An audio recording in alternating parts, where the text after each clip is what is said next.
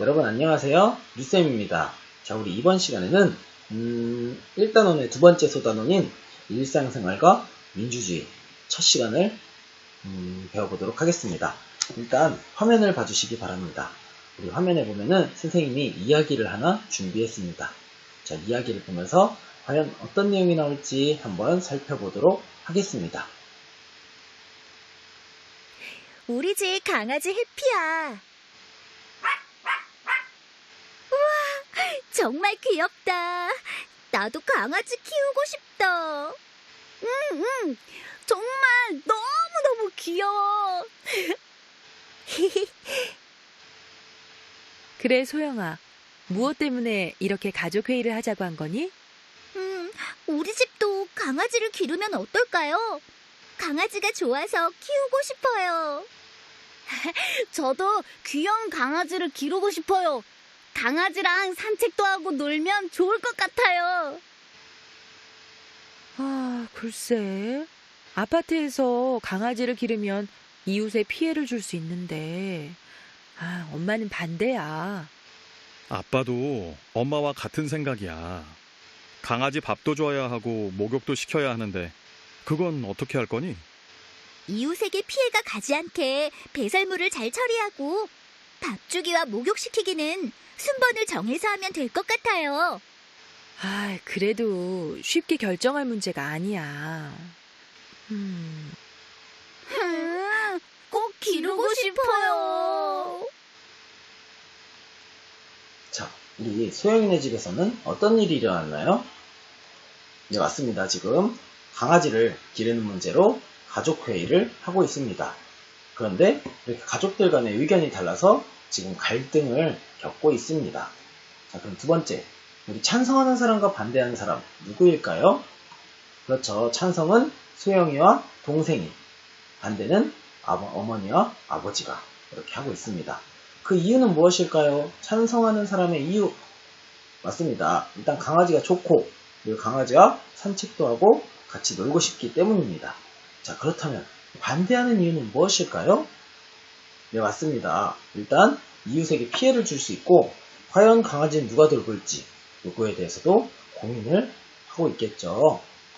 자, 여러분, 혹시 여러분도 이렇게 생각이나 의견이 달라서 갈등을 겪은 적이 있었나요? 아마 있었을 겁니다. 자, 그래서 우리 이번 시간에는 무엇에 대해 배울 거냐면 우리 생활 속에서 민주주의의 의미와 중요성을 한번 생활 속에서 알아보도록 하겠습니다. 자, 일단 선생님이 오늘 배울 내용을 위해서 영상을 하나 준비했습니다. 정치란 무엇일지, 그리고 우리 일상생활에서 정치가 어떤 것들이 있는지 한번 살펴보도록 하겠습니다. 자, 모두 영상을 봐주세요.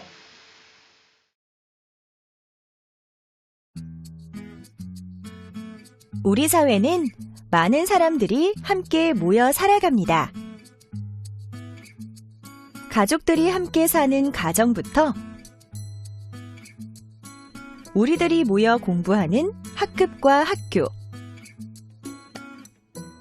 여러 사람들이 어울려 사는 지역, 국가와 세계에 이르기까지 사람들은 다양한 공동체를 만들어 살아가지요. 그런데 사람들이 함께 살아가다 보면 사람들 간의 생각이나 의견이 달라서 갈등이 생기기도 하고 여러 사람에게 영향을 미치는 공동의 문제가 발생하기도 해요.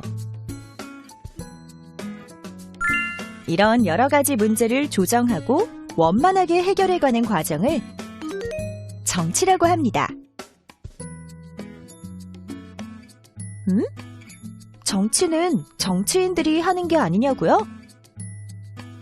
물론 좁은 의미에서 정치는 국회나 정부에서 하는 나란 일을 뜻하기도 해요.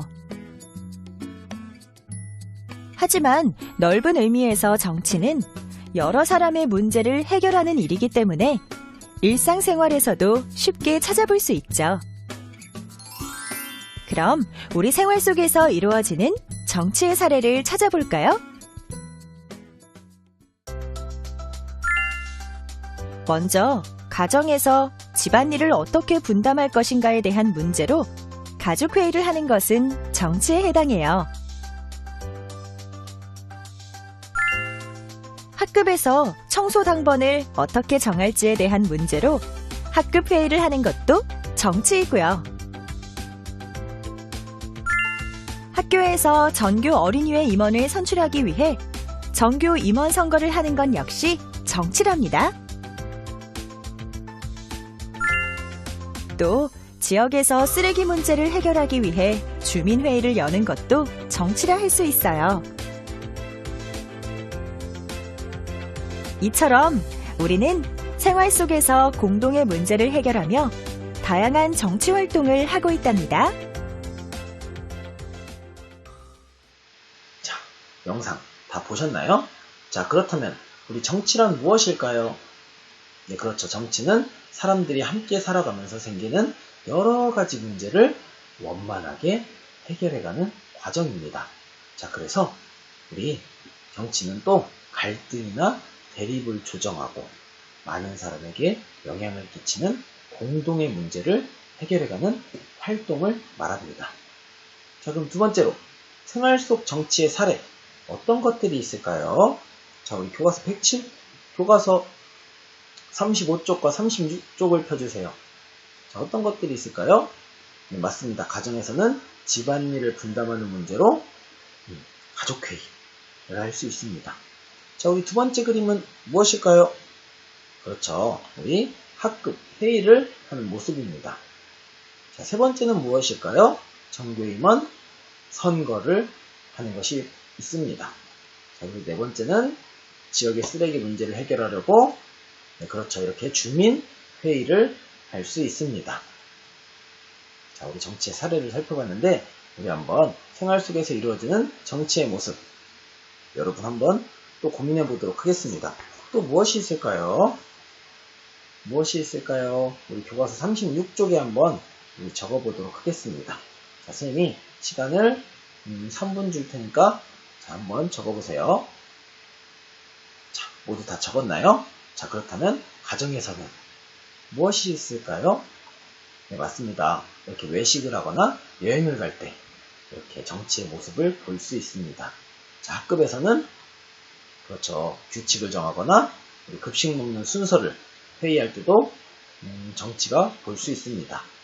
그리고 학교에서는 네, 그렇죠. 뭐 정규 어린이회 그리고 축제 때 어떤 공연을 할지 이런 것도 정치의 모습이라고 볼 수 있습니다.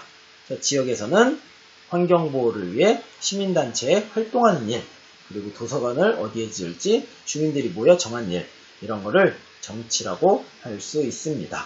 자, 우리 이렇게 정치의 뜻과 일상생활에서 정치가 이루어지는 모습을 살펴봤는데 자, 그렇다면 우리 이번에는 민주주의의 뜻과 기본 정신을 한번 살펴보도록 하겠습니다.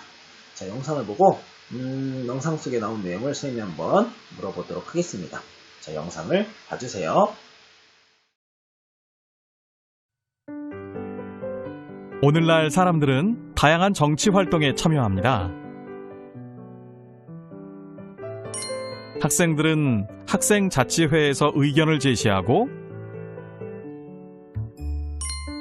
지역 주민들은 주민자치회에서 지역 문제를 해결하죠.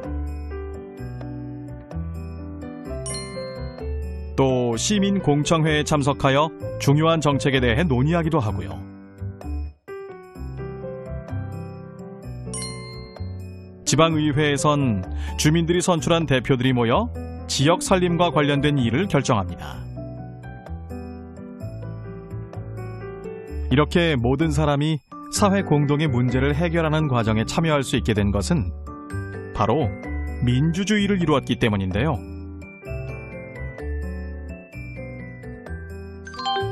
민주주의란 모든 국민이 나라의 주인으로서 권리를 갖고 그 권리를 자유롭고 평등하게 행사하는 정치 제도를 말합니다.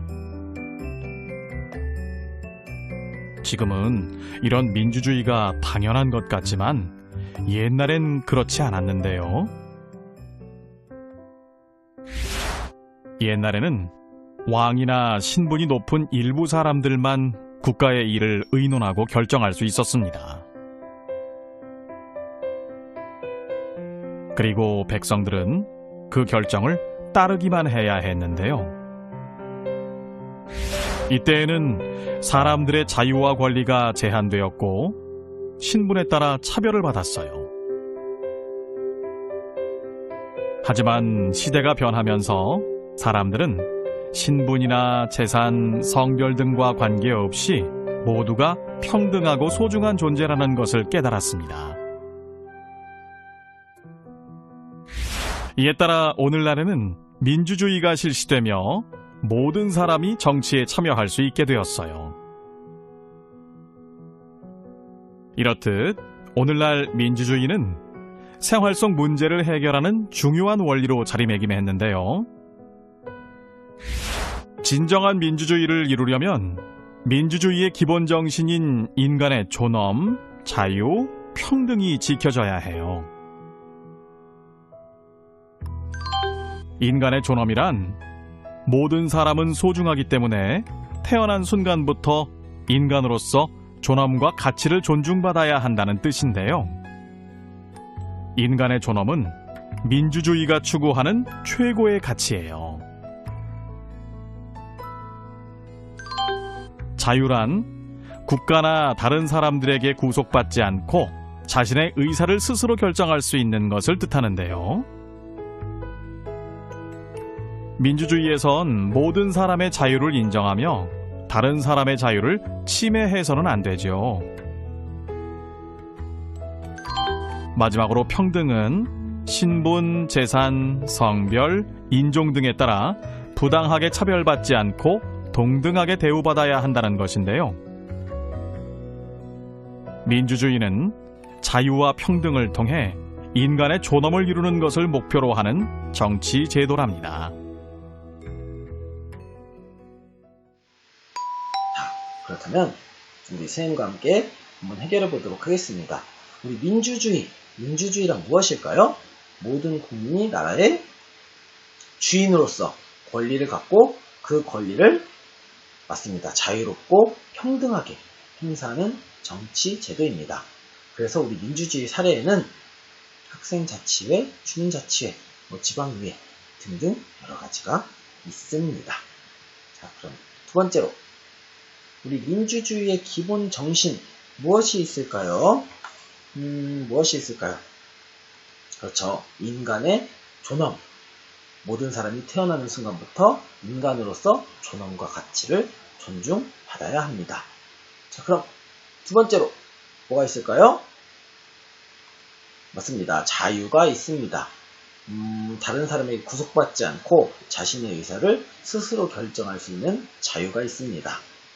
자, 그 다음 그렇죠. 평등이 있습니다. 신분, 재산, 성별, 인종 등에 따라 부당하게 차별받지 않는 평등이 있습니다. 이 기본 정신 여러 가지 있겠지만 가장 대표적인 것이 인간의 존엄, 그리고 자유, 평등 이 세 가지 꼭 기억해 주기 바랍니다. 자, 그렇다면 우리 진정한 의미의 민주주의를 이루려면 어떻게 생각해야 할까요? 어떻게 생각해야 될까요? 자, 그렇죠. 모든 사람을 소중하고 존엄한 존재로 생각해야 합니다. 자, 그 다음으로는 다른 사람의 자유를 침해하며 간섭하거나 억압하지 않아야 합니다. 자, 세 번째로는 사람들을 차별하지 않고 평등하게 대우해야 합니다. 자, 마지막으로 사회적 약자와 타인을 배려하고 공동체를 항상 고려해야 합니다. 자, 그렇다면 우리 이번에는 교과서 39쪽 한번 피시기 바랍니다. 교과서 39쪽에 보면은 민주주의 선거를 왜 민주주의의 꽃이라고 부를까요? 라는 질문이 나옵니다. 자, 한번 영상을 보면서 왜 선거가 민주주의의 꽃인지 한번 알아보도록 하겠습니다.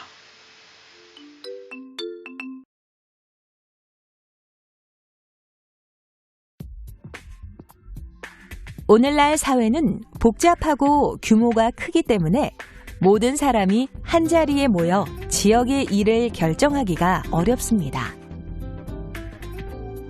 그래서 자신의 뜻을 전달할 대표자를 뽑아 그 사람들에게 자신의 생각을 전달하게 하는데요. 선거는 국민이 자신들을 대표할 사람을 직접 뽑는 가장 기본적인 정치 참여 방법이자 민주주의를 실현하는 기본이 됩니다. 뿐만 아니라 선거는 뽑힌 사람과 뽑은 사람들 모두가 자랑스러운 민주주의의 주인으로서 권리를 행사하는 것인데요. 따라서 선거를 민주주의의 꽃이라 표현하기도 합니다. 한편 우리나라에서는 대통령 선거, 국회의원 선거, 시장 선거, 구청장 선거 등을 실시하며 대표를 뽑고 있는데요. 민주주의 사회에서는 공정한 선거를 위해 4가지 기본 원칙에 따라 투표가 이루어지고 있습니다. 먼저 보통 선거는 선거일을 기준으로 만 19세 이상의 국민이면 누구나 투표할 수 있다는 것이고요. 평등 선거는 누구나 한 사람이 한 표씩만 행사할 수 있다는 것을 말합니다. 또 직접 선거는 투표는 다른 사람이 대신할 수 없고 자신이 직접 해야 한다는 것이며, 비밀 선거는 자신이 어떤 후보에게 투표했는지 다른 사람에게 비밀로 하는 것을 뜻하지요.